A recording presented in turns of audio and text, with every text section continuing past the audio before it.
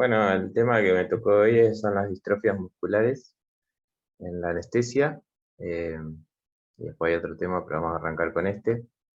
Eh, a modo de introducción, las distrofias musculares son varias enfermedades, son 30 enfermedades genéticas aproximadamente, y que se clasifican dentro de una área más grande que serían las enfermedades neuromusculares, donde hay muchas más, caracterizadas por un compromiso en la síntesis o la regeneración de las proteínas contráctiles del músculo, lo que genera con el tiempo debilidad y degeneración progresiva de los músculos esqueléticos. Cada una tiene características de presentación clínica diferente y todo esto depende de su origen genético. Esto es lo que hablaba de las clasificaciones de enfermedades neuromusculares. Se pueden clasificar enfermedades de la motoneurona, de la transmisión neuromuscular, como la miastenia gravis que habló Santi en la clase pasada, las neuropatías periféricas y lo que me tocó a mí que serían las miopatías, donde como ven hay varias. Voy a tratar las más frecuentes. Como datos tenemos que la incidencia puede variar desde un caso en 10.000 hasta un caso en 100.000 nacidos vivos. En la Argentina, dentro de las enfermedades neuromusculares, tenemos la incidencia de la miastenia gravis que es de 14 a 40 cada 100.000, con picos de incidencia diferentes entre los 20 y 40 y 55 y 65, esto ya lo vimos el jueves pasado. La esclerosis lateral amiotrófica, que es 3,25 cada 100.000. El Duchenne, que esto sí es una miopatía, una distrofia muscular, es 1 cada 5.000 varones en todo el país, y por ejemplo la distrofia miotónica tipo 1, con una incidencia de 0,5 a 18,1 cada 100.000 habitantes.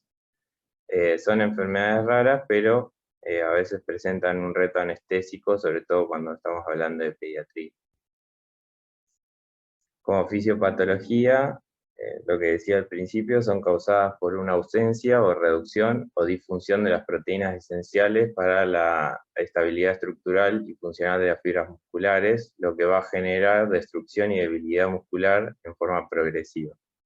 El dibujito que está ahí a la derecha, por ejemplo, habla de la distrofina, que es una de las estructuras que está, una de las proteínas que está alterada en lo que sería el Duchenne, que es como la más común y frecuente. Cuando esta, como decía ahí en la diapositiva, cuando esto se degenera, se reemplaza por fibrosis o grasa, lo que va aumentando progresivamente la debilidad de la fibra muscular. Como características clínicas generales, derivan de la afectación del músculo estriado y la distribución que van a tener por el cuerpo. Van a tener debilidad y atrofia muscular progresiva e indolora, de grupos musculares determinados que van a progresar a otros más específicos que pueden generalizarse en todos los grupos musculares. Por ejemplo, si la debilidad predomina en la cintura pélvica o las extremidades inferiores, van a tener caídas frecuentes, dificultad para subir las escaleras, levantarse de una silla, correr, entre otras cosas. Si es la cintura escapular, van a tener dificultad para levantar los brazos sobre los hombros, para peinarse, maquillarse, cargar objetos. Si tienen debilidad abdominal, lo que van a ver es como en la imagen que está a la izquierda, va a predisponer a una hiperlordosis lumbar y esto produce un abdomen prominente. También puede ser que los familiares manifiesten que el paciente duerme con los ojos abiertos o que gesticula menos. Eso es clásico de la miopatía facio humeral. Después pueden presentar alteraciones respiratorias, cardiovasculares, no presentan alteraciones sensitivas y los reflejos osteotendinosos son normales hasta que en algún momento pueden estar débiles o abolidos, ya cuando el músculo está muy atrófico. En este cuadrito resume un poquito dentro de las diferentes miopatías lo que es más común que suceda o que se afecte según la miopatía. Como podemos ver en lo que sería Duchenne, que sería una de las más comunes, tenemos alteraciones cardiológicas, producen cardiomiopatías, en el Becker, que es parecido, sí, pero no es tan frecuente, sí, alteraciones respiratorias en ambos,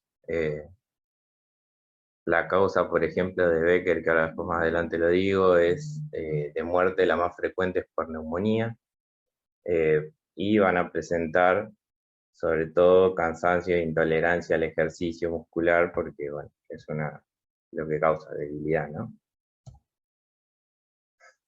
Hablando particularmente de cada una y algunos datos, ¿sí? De la distrofia muscular de Duchenne afecta a varones entre 5 y 3 años, es la más común y más grave entre los niños. En la foto de la derecha está como la evolución con la edad, de cómo se va produciendo la deformidad.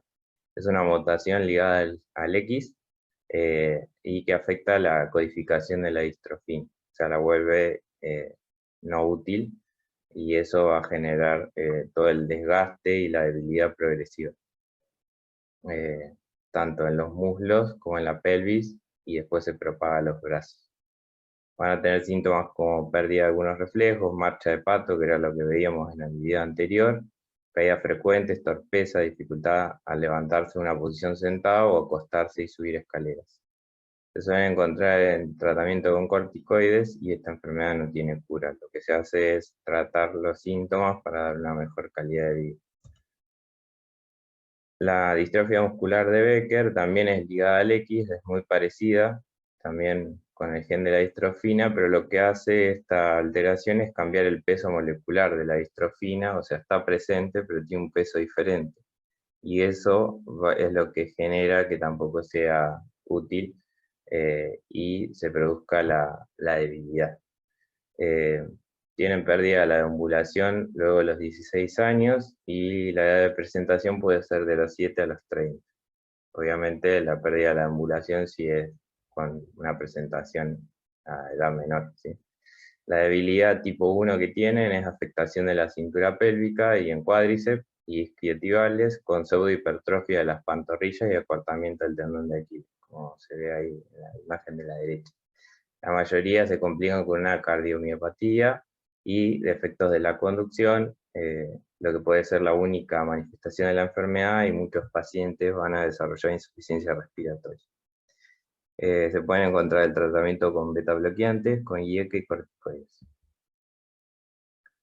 Como consideraciones operatorias de estas dos patologías que nombré recién, la muerte en la enfermedad de Duchenne es comúnmente por un compromiso cardiopulmonar en sus 30 años. La afectación cardíaca, que es la miocardiopatía dilatada, está presente en el 90% de los pacientes.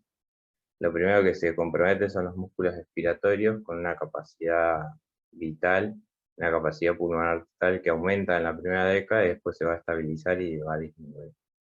Sumado a esto, como dije, tienen una deformidad en el eje neuroaxial, y decía la literatura que por cada 10 grados de curvatura de escoliosis torácica, la capacidad vital funcional va a disminuir un 4%. El 90% desarrolla una curvatura mayor a 20 grados, y lo que lo lleva a estar en silla de ruedas y disminuyendo aún más la capacidad respiratoria. En la de Becker, como dije, la neumonía es la causa más común de muerte en estos pacientes. Un dato que decía la literatura es que cuando la capacidad vital pulmonar eh, es mayor al 30% del valor normal, los pacientes postquirúrgicos pueden ser extubados. Si esta diferencia es mayor al 50%, van a necesitar algún método de apoyo.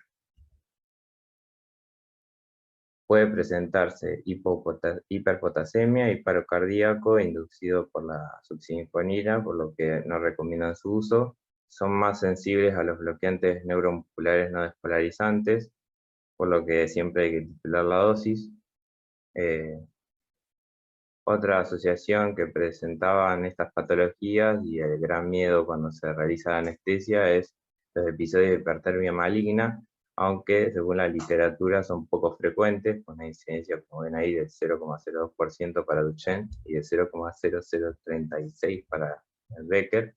Lo que sí hay más incidencias de rhabdomiólisis con los agentes volátiles, por lo que tampoco recomienda el uso de inhalatorios, o un espasmo del macetero. Otra de las distrofias musculares que se pueden presentar son las distrofias miotónicas, que estas tienen una herencia autosómica dominante, con mutación del gen, los que figuran ahí, DMPK y CNDP, que es más común en adultos de 20 a 30 años. La presentación congénita es más rara, pero es más grave. Tiene una mortalidad entre el 30 y 40%. Como todas, tienen pérdida y debilidad progresiva, tienen una tensión muscular prolongada, como se ve en el video, y no pueden relajar después de la contracción, lo que les genera dolor. Se clasifican tipo 1, que afecta principalmente a la parte inferior de las piernas, manos, cuello y cara, y la tipo 2, que afecta el cuello, los hombros, codos y caderas, y es la más leve. El tratamiento en esta patología es fisioterapia, sostén y las patologías que se puedan presentar. La distrofia facioscapulohumeral tiene una herencia autosómica dominante también, con la mutación de esos genes que figuran ahí, y puede originarse de nuevo en un 30%. Se caracteriza por una asimetría, que es la clave en el diagnóstico, afecta la cara simulando una parálisis del séptimo par. La literatura decía que a veces los pacientes son investigados por un cuadro de parálisis del nervio facial y, y en realidad lo que tienen es una distrofia facioscapulohumeral. La musculatura abdominal está debilitada, el signo de Vibor que figura ahí, lo que describe es que se le pide al paciente que realice fuerza con la panza, y como tiene una debilidad de la parte inferior de la musculatura, el ombligo sube, porque la parte contrae, pero la otra está debilitada. Debilidad en la dorsiflexión del pie, pseudohipertrofia de pantorrillas y atrofia de los cuádriceps, como se ven en las imágenes. Tiene una progresión lenta, pero es raro que presente compromiso cardiorrespiratorio. Y por último, la distrofia de Emery-Dreifuss es ligada al X, está asociada a mutaciones de la hemerina, que es una proteína que estabiliza la membrana muscular. Tiene compromiso escápulo-peroneal con retracciones de los codos que adoptan una postura en semiflexión y del talón de Aquiles, como se ve en la foto de la derecha. Característicamente tienen cardiopatía, causa principal de morbimortalidad, y va a requerir de vigilancia y tratamiento activo. En este cuadrito, que después lo dejé en el PAP, resume un poco las características y qué comentarios y condiciones importantes hay que tener cuando se nos presenta un paciente con las diferentes miopatías. Como consideraciones anestésicas a nivel general, en el preoperatorio es importante conocer el historial médico del paciente, teniendo un diagnóstico claro de la patología, si es posible, qué intercurrencias tuvo, cuáles puede tener por su distrofia muscular, y si es posible que lo evalúen multidisciplinariamente. Esto se refiere tanto a neumonología como cardiología, como también puede ser neurología. En el examen físico e interrogatorio hay que realizar una auscultación cardiorrespiratoria, consultar por episodios de disnea, de ortopnea, mialgias, debilidad muscular, la localización, las alteraciones de la deglución, evaluar la deformidad neuroaxial, afectación neurológica y la vía aérea. Siempre es importante en estas patologías documentar el estado basal del paciente, o sea, qué debilidades tiene y qué patologías tiene, por las posibles complicaciones que puede tener en el post-cirugía. Con respecto al laboratorio, se solicita una analítica completa, parámetros de la coagulación, función renal, hepática y diagrama, y nombraba un poquito de los marcadores específicos, como la mioglobina y la creatinina sinasa, que dice que en estados avanzados estos marcadores están disminuidos, por lo que puede llegar a ser de utilidad si en una cirugía se desarrolla alguna rhabdomiólisis. Al tener un incremento de las mismas, podemos hacer el diagnóstico. Como dije, evaluación cardiológica, se debe solicitar electro de 12 derivaciones y en lo posible un ecocardiograma para evaluar alteraciones en la función cardíaca, ya que pueden tener afectación de la conducción y de la estructura. Evaluación pulmonar, recomendaba la literatura pruebas de intercambio de gases, con un oxímetro de pulso, o sea, para ver la saturación basal del paciente, volumen pulmonar, usando la capacidad vital forzada, y la eficacia de la tos con una presión expiratoria máxima y pico flujo minuto. Estos parámetros que nombré recién son los que después nos van a indicar si el paciente es plausible de extubarlo o si en la recuperación, internación inmediata va a requerir algún método de apoyo, o sea, CPAP, DNI o métodos para ayudar a hacer más efectiva la tos. Con respecto a la parte cardiológica, acá marqué en el cuadrito lo que principalmente estaría afectado en estas distrofias, en Duchenne y en Becker.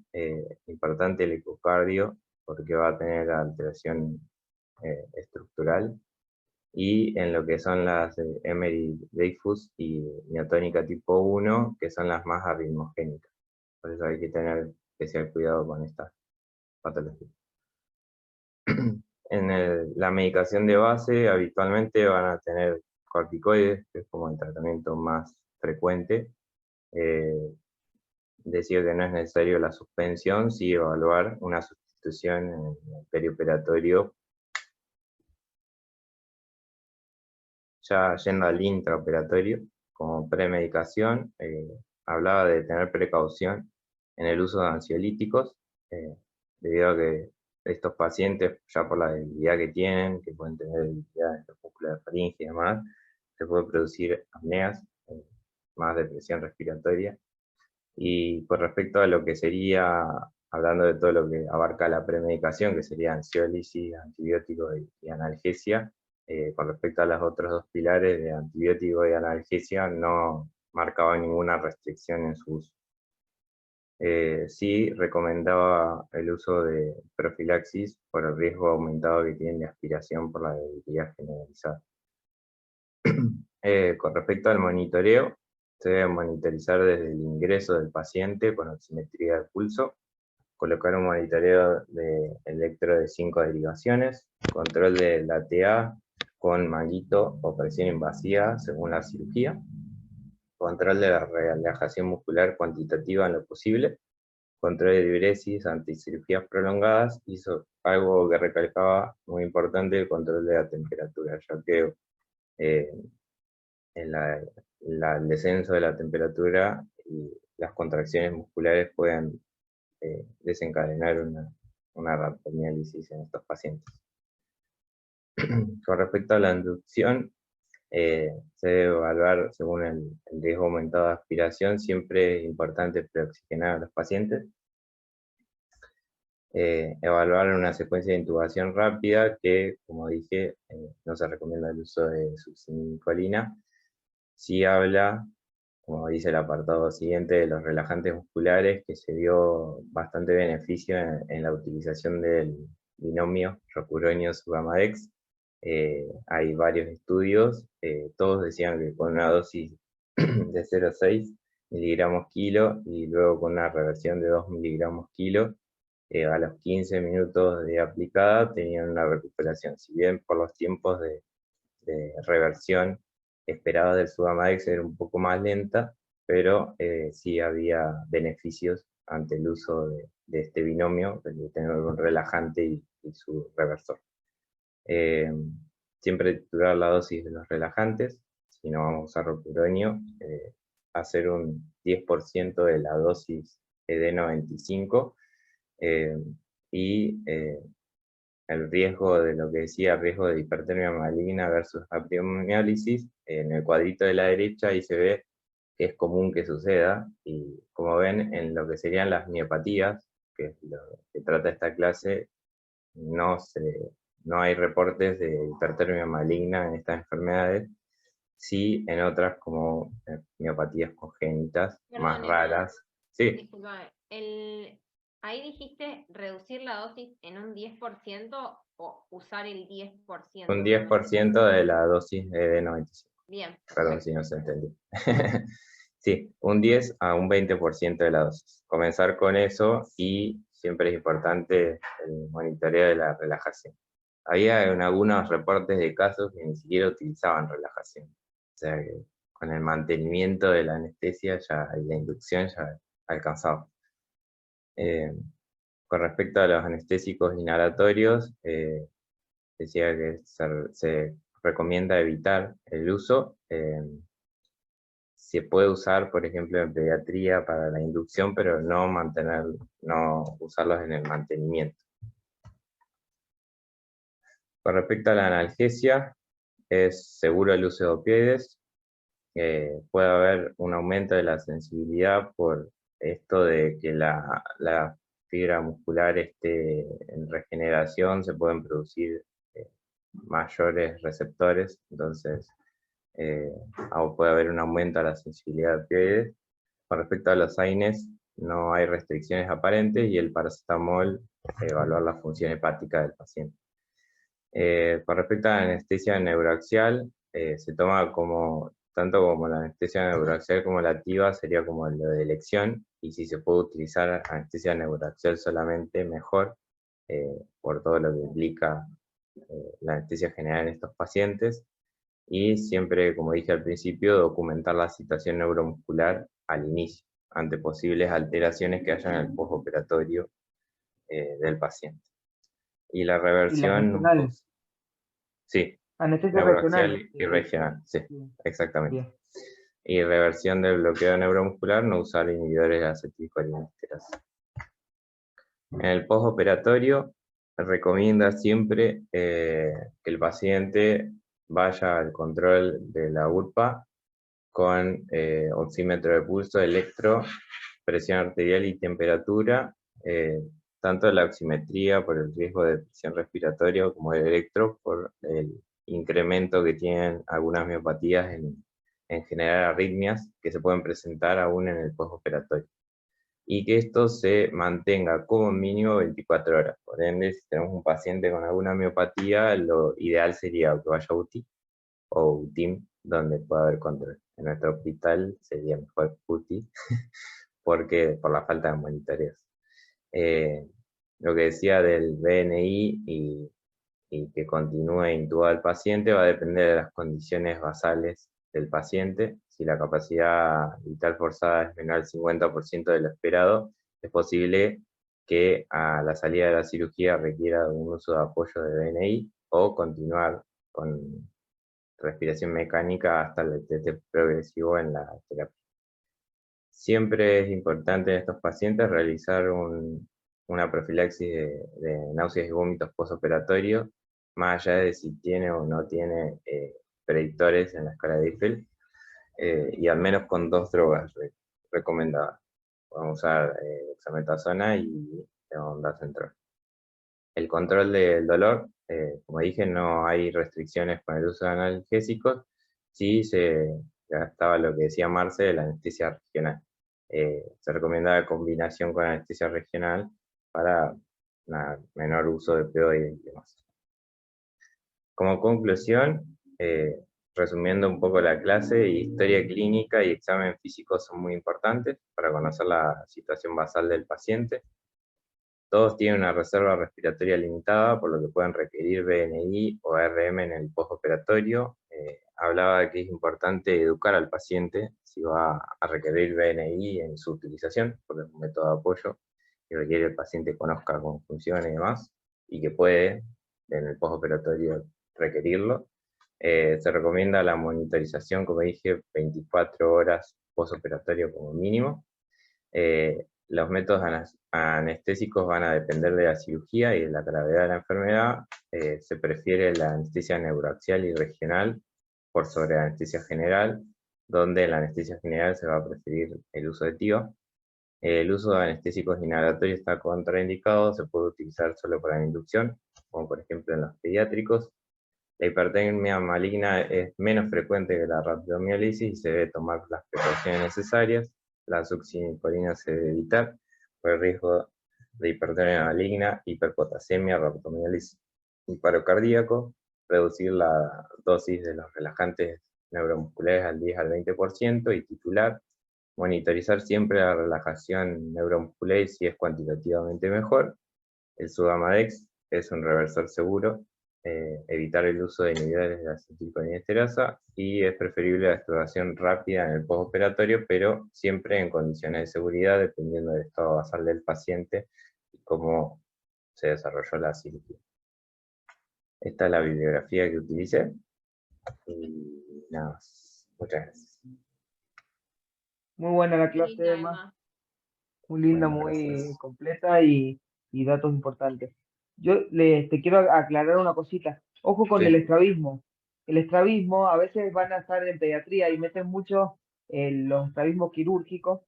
sí, Y el estrabismo es una manifestación de todas las miopatías, ¿sí? sí. De las distrofias musculares se Sobre manifiestan todo con la... estrabismo y hay que interrogar a ese paciente por qué tiene el Ujú, estrabismo, si está bien estudiado y si no tiene estudio, si lo vio el oftalmólogo nomás y nadie lo estudió un neurólogo ni nada, eh, piensen que puede llegar a tener una distrofia muscular, ¿sí? Acuérdense ujú. de los estrabismos, tener cuidado con este tipo de patologías. Y Bien, después, en traumatólogos, nosotros en traumatólogos asociados hemos hecho varios pacientes con distrofia muscular y vienen todos con espirometría, con ecocardio, sobre todo, bueno, niños, ahí hacen pediátricos, los lunes hacen pediátricos, y no es frecuente, pero tampoco es tan raro, como mencionaste al principio, por lo menos una vez cada 6 meses viene un chiquito con distrofia muscular. Ya todos vienen con espirometría y ecocardio, ¿sí? ujú, Eh, Nunca hubo ningún problema y no eran pacientes que desaturen ni nada, porque si no, no se pueden hacer ahí. Pero no son tan raras, ¿sí? Sobre todo en traumatología. Bueno, Emma, bien. fantástico. No sé si alguien quiere agregar algo más.